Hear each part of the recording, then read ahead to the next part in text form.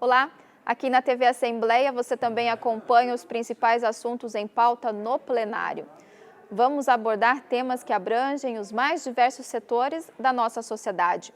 Nesta edição, vamos falar sobre o combate ao trabalho infantil. Eu sou Marité Cogo e você acompanha comigo agora o programa Fique Ligado da TV Lemes. Dados do IBGE revelaram que quase 2 milhões de brasileirinhos tiveram recentemente a infância roubada porque saíram dos bancos da escola e dos parquinhos para trabalhar. Mais de 70% desses meninos e meninas de 5 a 17 anos estão em funções consideradas críticas. Acompanhe algumas histórias de crianças e adolescentes que foram resgatados por auditores do trabalho e por integrantes de projetos que visam combater esse tipo de crime. Toda criança tem o direito de ser criança. Parece óbvio, né? Isso inclui tempo para brincadeiras, para diversão. O lugar dos pequenos é também nos bancos da escola. Uma infância feliz está diretamente ligada à segurança, ao carinho e ao cuidado dos pais. O nono princípio da Declaração dos Direitos da Infância é claro: nenhuma criança deverá trabalhar antes da idade mínima e nem será levada a fazer atividades que prejudiquem a saúde ou o desenvolvimento. Mas, na prática, não é bem isso o que acontece. Aqui no país, dados recentes do IBGE apontaram que 1.800.000 meninos e meninas entre 5 e 17 anos são vítimas de trabalho infantil. O número é menor que o registrado em 2016, quando 2.100.000 pessoas estavam nesta situação. Ainda assim, pelo menos 1.300.000 brasileirinhos estão hoje em funções consideradas críticas. São trabalhos em que essas crianças podem estar sob algum risco, com materiais cortantes, com maquinário, com produtos químicos. Então, seriam que eles chamam de piores formas de trabalho para essa população. Atividades como a que um dia a Cíntia exerceu. Em 2015, quando tinha apenas 14 anos, a moça trabalhava em uma casa de salgados em Canoas, no Rio Grande do Sul. Viu a vida mudar de repente, em uma tragédia anunciada. Num dia, a dona do estabelecimento me botou numa máquina, que foi onde eu sofri meu acidente. E o socador não era daquela máquina, era de uma outra e não era o suficiente para desentupir. Aí eu fui desentupir e botei a mão. Só que como ela é elétrica, eu não consegui desligar. Aí puxou a minha mão direto. Em questão assim de segundos. Casos de trabalho infantil estão longe de ser isolados. Em Natal, este rapaz começou cedo. Aos 11 anos, já fazia bico para ajudar no sustento de casa. A necessidade chega, né? A pessoa tem que ir à luta, né? Ir à batalha para ajudar em casa. Um discurso muitas vezes incentivado pelos pais, mas não podemos responsabilizá-los por isso. A fome não espera. Né? Então, assim, se a gente, é muito perverso, é muito injusto a gente querer culpabilizar as famílias pela inserção das crianças e adolescentes no trabalho infantil. A família ela precisa de todo um suporte do Estado e da sociedade para que as crianças tenham seus direitos respeitados. E isso é fundamental, porque o que acontece? Em momentos de crise econômica, as narrativas favoráveis ao trabalho infantil, elas se intensificam. Essa é uma cultura do nosso país, né, desde sempre, de dizer que o trabalho dignifica o homem, que é melhor estar trabalhando do que estar roubando, né, que meio vazia é morada do diabo. Então, são mitos que têm a ver com a questão da produção mesmo e que é isso que retroalimenta um mercado capitalista que nós temos, né? Então, por exemplo, esse empregador, empregadora, a pessoa que intermedia essa mão de obra dessa criança, poderia ter oferecido o trabalho à mãe, ou ao pai, ou ao irmão mais velho, né? Mas saberia que não ia poder pagar só R$200. Então, o que para aquela família é um apoio, é uma ajuda, na verdade, está retroalimentando mesmo essa questão da exploração da mão de obra, né? E é importante a sociedade e as famílias compreenderem que, na ocasião de uma família não ter a condição de se sustentar, não cabe à criança assumir esse papel, né, de ser o provedor da família, a provedora da família. Papel que esta jovem assumiu. Dos 10 aos 16 anos, ela trabalhou como empregada doméstica. Eu trabalhava, precisava ajudar em casa, estava passando por dificuldade para ajudar minha mãe. Foi a única alternativa que me sobrou, foi a atividade doméstica para ajudar em casa, a minha mãe. E é isso. Domésticas, babás, as meninas são as mais requisitadas para esses tipos de serviço. Foi assim com esta adolescente de 15 anos, que começou a cuidar de bebês aos 11. Eu era uma criança e cuidava de outra criança. De manhã era escola, e à tarde eu cuidava dela, passava a tarde, até mais ou menos umas 7 horas, 7 horas por aí. O trabalho infantil pode estar camuflado de várias formas e escancara muitas vezes uma face sombria da exploração de crianças e adolescentes. Nas empresas, você dificilmente vai encontrar uma criança, né? Só se for assim, de madrugada, em horários onde não vai haver nenhuma importunação, nenhuma fiscalização. Mas a maioria está aí na vista, nas ruas, nas calçadas, na porta do seu carro, batendo no seu vidro, limpando o seu para-brisa, vendendo coisa na sua janela.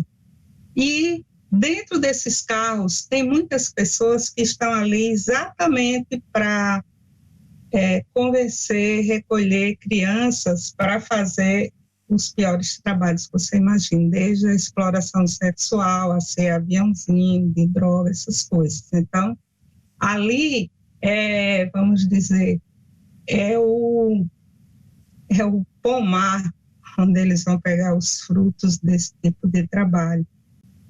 E as crianças são muito vulneráveis, porque são sozinhas. Marinalva encara essa triste realidade há 27 anos. A auditora fiscal é também fundadora do Fórum Estadual de Combate ao Trabalho da Criança e Proteção ao Trabalhador Adolescente do Rio Grande do Norte.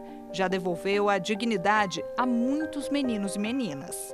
Vocês entrevistaram 2 meninas que jamais iriam sair dessa situação se não tivessem sido resgatadas, né? Porque é um outro mundo que se abre para elas, porque fiscalização não entra facilmente na casa, tem que ter autorização, ou da família, quer dizer, do morador, ou de um juiz que nos dê essa entrada. O último estudo do IBGE mostrou que o trabalho infantil estava mais concentrado entre meninos. O percentual de pessoas da cor branca foi inferior ao percentual das pessoas de cor preta ou parda. Isso mostra que em nosso país também temos que conviver com o racismo estrutural. Se o trabalho infantil fosse bom, ele era privilégio dos ricos, né?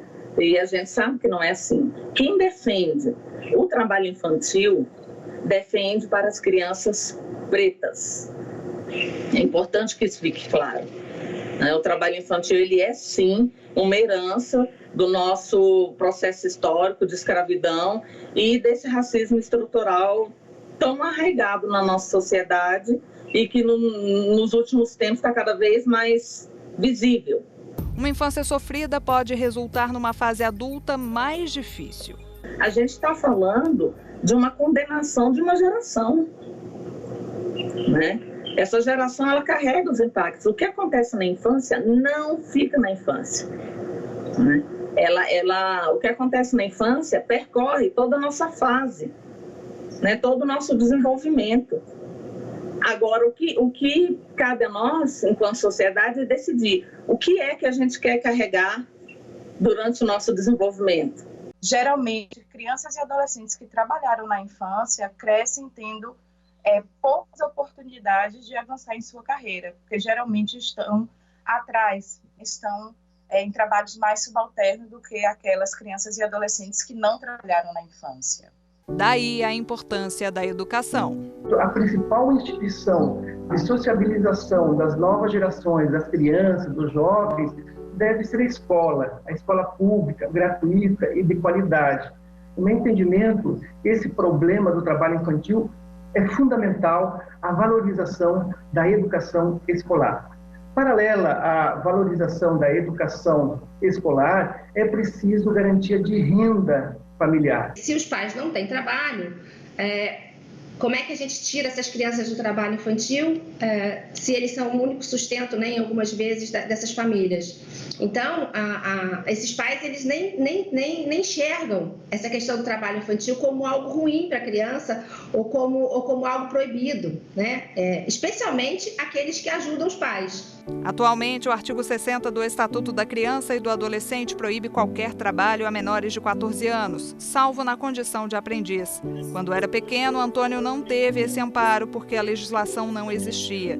Quinto filho de 8 irmãos, ele já trabalhava no sertão cearense. Eu já trabalhava ajudando ali plantar feijão, milho, adubar a terra para plantar mandioca. E aí, com 9, 10 anos, já começo a trabalhar também no trato das plantações, né? Limpando o mato do feijão, do milho, da mandioca, da agricultura de subsistência que a gente plantava. Foi assim até os 13. Nessa fase, o pai chegou a pedir para que ele abandonasse a escola. Ele estava preocupado com mais um ano de seca, de poucas chuvas que estava se anunciando, né? Uma coisa muito comum no Nordeste. Mas aí ele disse, olha, esse ano está muito difícil, não tem dinheiro para comprar material, é um ano que se prenuncia mais uma seca, então a gente vai precisar trabalhar.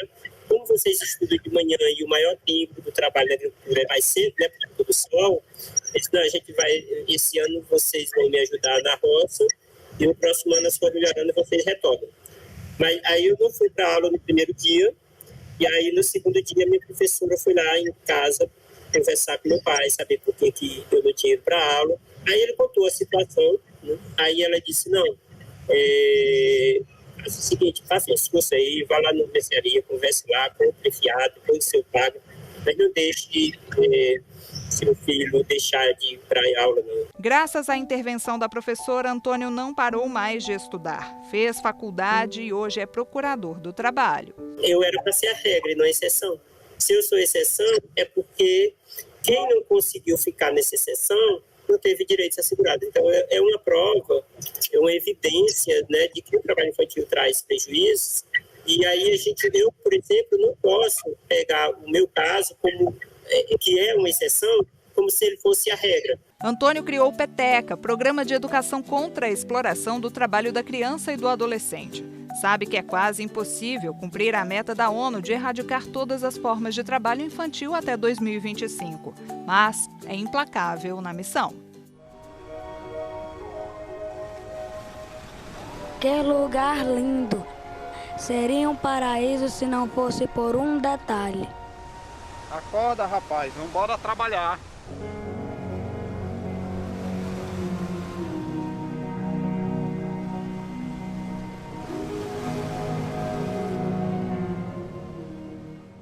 Com campanhas como esta, a equipe de Antônio explica didaticamente a importância do combate ao trabalho de crianças e adolescentes. Um assunto que vai lhe interessar bastante. Levante e preste atenção. Então, meus alunos, depois de tudo que estudamos sobre o PETECA, vocês entenderam sobre o programa? Sim, professora, entendemos.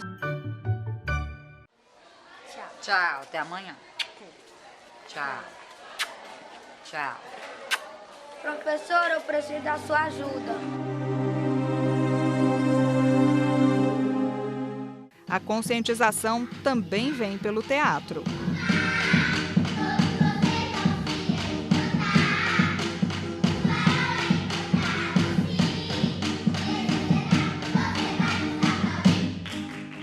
Aos 19 anos, Felipe é ativista dos direitos das crianças e dos adolescentes. E não faz tanto tempo assim que ele era vítima nessa história. Eu comecei a trabalhar aos 8 anos de idade. Trabalhava como garçom, né, que é considerado uma das piores formas de trabalho infantil. E comecei a ter contato com a temática do trabalho infantil dentro da minha escola, né, através de palestras e oficinas. Fui conscientizado sobre o trabalho infantil e aí eu começo, né, um automovimento de autolibertação do trabalho infantil, de conscientizar minha família, de conscientizar meus parentes de que o trabalho infantil ele era uma coisa errada e era uma violação de direitos. Hoje ele segue os mesmos passos de Antônio, faz direito na Universidade Federal do Ceará e traz palavras de esperança para os jovens. Eu creio que outros meninos e outras meninas que vêm do mesmo lugar que eu, que têm as mesmas origens que eu, que sempre foram, como eu posso dizer, colocados como pessoas que não tinham a menor capacidade dentro do mercado de trabalho, que elas podem sim esperar mais um pouco, elas podem se capacitar e futuramente almejar os cargos com direitos trabalhistas garantidos, com uma boa remuneração e que permita quebrar esse ciclo da miséria e da pobreza que a grande maioria da infância e adolescência brasileira vive. Confira aqui no Fique Ligado as consequências do trabalho rural passado de pai para filho, os prejuízos do trabalho infantil para o futuro de jovens e as iniciativas que trazem de volta a dignidade e garantem segurança de crianças e adolescentes. Filho de peixe, peixinho é ditado popular que retrata a realidade de milhares de famílias brasileiras. Muitas profissões são passadas de pai para filho por tradição ou paixão, mas o principal exemplo disso está longe dos grandes centros urbanos. É visto nas zonas rurais, de norte a sul do país. Falar de filhos que seguem os passos dos pais é resgatar a história da Rosângela. Ela tem 58 anos e nasceu no Paraná. Desde pequena, ajudou a família no campo. Uma criança começa a acompanhar os pais meio de forma lúdica, meio de forma de apreciar um bezerro que nasceu, uma galinha que saiu os pintinhos, mas com isso a gente já vai recolhendo ovos, já vai tratando um bicho, né? Então assim, começa de forma lúdica, mas isso é trabalho e a gente precisa reconhecer que a gente começou a trabalhar muito cedo. Aos 5 anos, Rosângela recolhia lenha. Aos 8, pegava na enxada para capinar. Ainda criança, a família foi explorar terras paraguaias e com a mudança para o país vizinho, a mão que segurava livros passou a mexer só com a terra. Ela interrompeu os estudos. Seguiu trabalhando e de volta ao Brasil só conseguiu completar o ensino médio na fase adulta. Rosângela casou e é mãe de 4 filhas que tiveram outro destino. Todas fizeram faculdade e atuam em áreas diferentes. Como nunca é tarde para adquirir conhecimento, Rosângela voltou para a sala de aula. Agora falta pouco para ela se formar em Direito. O estudo é fundamental para o crescimento da pessoa, da unidade de produção, mas também, com certeza, pensar num desenvolvimento de país. A base é a educação, com certeza. Histórias que se cruzam. Larissa também começou a trabalhar pequena, em São Luís do Curu, no interior do Ceará. Plantava feijão, milho e leguminosas. Apesar da rotina puxada, não abandonou a escola. Hoje, aos 22 anos, é cuidadora de idosos. Minha mãe sempre me incentivou nos estudos, acho que um sonho de ver a gente formado, eu e meu irmão. E por isso ela sempre incentivou. Acho também que por nunca ter a oportunidade de estudar. O trabalho infantil rural muitas vezes tira a oportunidade de um futuro melhor. Não bastasse a jornada pesada, muitas crianças lidam com produtos tóxicos em lavouras, correndo o risco de ser contaminadas. Há pouco mais de uma década, as autoridades passaram a olhar com mais cuidado para esse problema social. O Decreto 6.481, por exemplo, estabelece a lista das piores formas de trabalho infantil. Com esse decreto, várias atividades envolvidas pela agricultura familiar foram categorizadas também como trabalho infantil. Então, nessa última década, o que a gente viu que as unidades de produção familiar se tornaram as principais exploradoras do trabalho infantil. E isso partindo de uma perspectiva legal. O decreto protege crianças e adolescentes do trabalho exaustivo, mas o outro lado da moeda, no caso os pais das crianças, pensa diferente. A família entende que isso não é um trabalho infantil, mas que isso faz parte do processo de formação, de educação, de socialização das novas gerações e também como forma de transmitir valores morais, a disciplinarização do corpo para o trabalho. Então, são visões que são diferenciadas e que entram em confronto. Esta advogada explica que o artigo 227 da Constituição Federal estabelece uma série de direitos e garantias fundamentais para assegurar à criança e ao adolescente uma vida digna, com acesso à saúde, à educação, à profissionalização e à liberdade. A LIS lista de direitos fundamentais não é uma lista exaustiva, é uma lista exemplificativa, que admite uma extensão por meio de uma construção jurisprudencial que reconhece direitos e garantias decorrentes dos princípios constitucionais. No ano passado, o Superior Tribunal de Justiça decidiu que o tempo de trabalho rural infantil pode ser contabilizado para efeitos previdenciários sem idade mínima. Os ministros tiveram esse entendimento depois que um homem que começou a trabalhar na zona rural aos 11 anos solicitou à Justiça que o período trabalhado antes dos 14 anos pudesse ser somado ao tempo de serviço para aposentadoria.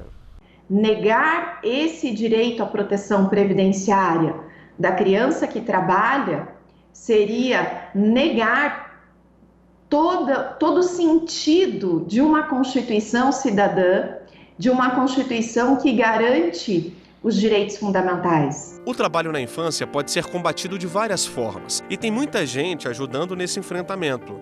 Você vai conhecer agora o projeto G10 Favelas, um bloco de líderes e empreendedores que atua diretamente nas periferias para incentivar o desenvolvimento econômico e fortalecer o protagonismo das comunidades. Na pandemia do novo coronavírus, várias ações voltadas à cultura e à captação de recursos foram criadas. As crianças estão na rua por falta de uma escola segura, então nós decidimos criar formas para que a população pudesse passar por esse processo de pandemia de uma maneira mais leve, de uma maneira aproveitando um pouco os equipamentos culturais e dos serviços, usando, óbvio, com proteção. Então, por isso, nós decidimos criar um conjunto de exposições para mostrar também o Brasil, mostrar os heróis nacionais, para mostrar ao Brasil a força e o poder, para que a população possa se inspirar e poder continuar essa luta. E aí nós acreditamos que a cultura pode ser uma ferramenta de transformação, de cultura e de superação do Covid-19. O grupo está presente em 10 comunidades, em quase todas as regiões brasileiras. Só no ano passado, 1.500.000 marmitas foram distribuídas. Isso fora máscaras de proteção, kits de higiene, cestas básicas e 10.000 cartões com créditos para uso no comércio local. As crianças ficando em casa sem um lazer, sem um projeto para aprendizagem, né? O desenvolvimento deles e também acaba que atrapalhando o nosso trabalho também, porque nós pais nós necessitamos que eles tenham atividades e lugares para estar ficando, aprendendo mais. Um dos princípios da Declaração dos Direitos da Infância é muito claro, ao dizer que nenhuma criança deve trabalhar antes da idade mínima e jamais deve ser levada a fazer atividades que prejudiquem a saúde ou o seu desenvolvimento. Confira a matéria que mostra que toda criança deve ter a oportunidade de ser criança.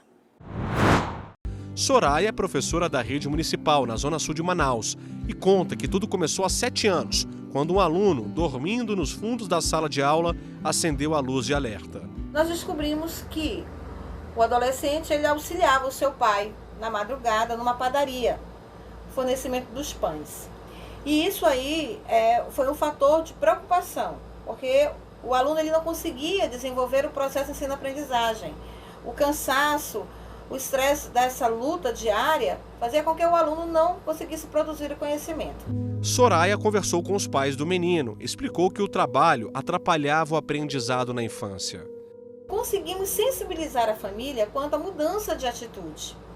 E essa vontade de transformar a vida dessa criança foi o fator primordial para iniciar o projeto. O diálogo corpo a corpo com os pais fez com que muitos aprendessem a lição. Eu não sabia o quanto era prejudicial à saúde das nossas crianças. As crianças que se expõem a esse tipo de trabalho podem ser prejudicadas tanto fisicamente como psicologicamente. Gleiciane é mãe da Sara, de 11 anos, que tem a resposta na ponta da língua quando o assunto é trabalho infantil. Mesmo ela trabalhando, quando chega numa escola, ela fica tão exausta, cansada, perde toda a força e ela não aprende nada. E com isso, eu também aprendi que a educação é fundamental à minha vida. A experiência de Soraya foi essencial na criação de um guia para que professores aprendessem a lidar com o tema. O projeto Criança Livre de Trabalho Infantil é da Associação Cidade Escola Aprendiz, organização social de São Paulo.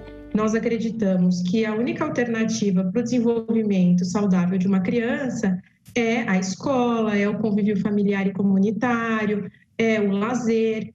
É assim que a criança se desenvolve de uma maneira plena. O guia dá dicas importantes sobre como identificar crianças que assumem uma jornada longe dos bancos da escola. O professor em sala de aula, ele tem a capacidade de identificar sinais do cotidiano, como cansaço, quando a criança começa a dormir em sala de aula, ou infrequência escolar, quando a criança começa a faltar muito. Proteger crianças e adolescentes é um dever de todos. O que não dá é para fechar os olhos ou enxergar com naturalidade uma criança submetida ao trabalho, sendo que ela deveria estar estudando ou brincando. Aliás, o direito de brincar é reconhecido internacionalmente desde 1959, na Declaração Universal dos Direitos da Criança. É muito importante que a sociedade passe a se comover de maneira diferente sobre o trabalho infantil, né? No sentido da denúncia, de saber o que fazer, se ver, de chamar os órgãos da prefeitura que não vão criminalizar, mas vão cadastrar aquela criança, aquela família em algum programa e entender que aquele dinheiro ali que você compra naquela hora não vai mudar a vida dessa criança nem desse adolescente de maneira nenhuma. Se eu não vejo na criança uma criança, é porque alguém já a violentou antes. E o que eu vejo é o que restou de tudo que lhe foi tirado. A frase é de Betinho, sociólogo e ativista dos direitos humanos. E essa é a Ana Calisto, escritora e fundadora do projeto social Os 5 Passos. Os 5 passos, portanto, são pensar para dizer, dizer para ser ouvido, ouvir para desenvolver, participar para transformar e transformar para crescer. Ela tem apenas 20 anos e já escreveu 5 livros e uma cartilha de combate ao trabalho infantil. De forma lúdica, a autora mostra a diferença entre a exploração das crianças e as tarefas e responsabilidades em casa, por exemplo. A leitura incentiva a denúncia e fala sobre o papel do Estatuto da Criança e do Adolescente. O papo aqui é de criança para criança. Sabe o que faz bem de verdade? Poder acordar todo dia e ser criança. Brincar do que quiser, dormir um tempão, comer bem, correr na grama, ir para a escola, fazer amizades. Ter direitos também é ser criança. Lutar contra o trabalho infantil também é ser criança do nosso jeitinho. Também conversamos com Nicolas, pesquisador e consultor do projeto Canicas. Estudos apontam que São Paulo é a cidade brasileira mais propícia para casos de trabalho infantil na indústria têxtil. Isso se deve ao fato do estado ser um polo econômico com grande fluxo migratório e a maior cadeia produtiva do segmento. A extensão territorial também dificulta a fiscalização de oficinas clandestinas. Dentro da indústria têxtil, dentro das cadeias de produção têxtil, para além do risco do trabalho infantil, sob diversas formas, não é? Não só da costura, de pegar a máquina, né? Mas também manusear materiais, etc. Há também um risco de dividir o espaço de trabalho com o espaço de moradia, né? Riscos de acidentes. Nós coletamos relatos de acidentes de crianças migrantes dentro de oficinas de costura, não é?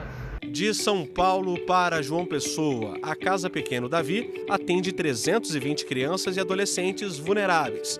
Eles têm acompanhamento escolar, aulas de música, dança, inclusão digital e leitura. O trabalho infantil é uma das temáticas que a Casa Pequeno Davi vem trabalhando já há mais de 15 anos e nessas atividades todas a temática do trabalho infantil está presente, porque infelizmente o trabalho infantil ainda é uma realidade no nosso país. A instituição revela ainda talentos como o Eduardo, que hoje é bailarino, formado pela Escola de Teatro Bolshoi do Brasil. Eu digo que se não fosse o Pequeno Davi, eu nem sei o que eu estaria fazendo hoje, porque o Pequeno Davi que abriu minha cabeça e que me deu oportunidades e que acreditou em mim, que falou, vai que você consegue, sempre me impulsionou. E eu sou muito grato por todas as pessoas da Casa Pequeno Davi, todos os funcionários, todas as pessoas que têm um carinho enorme por mim, eu tenho um carinho enorme por todos.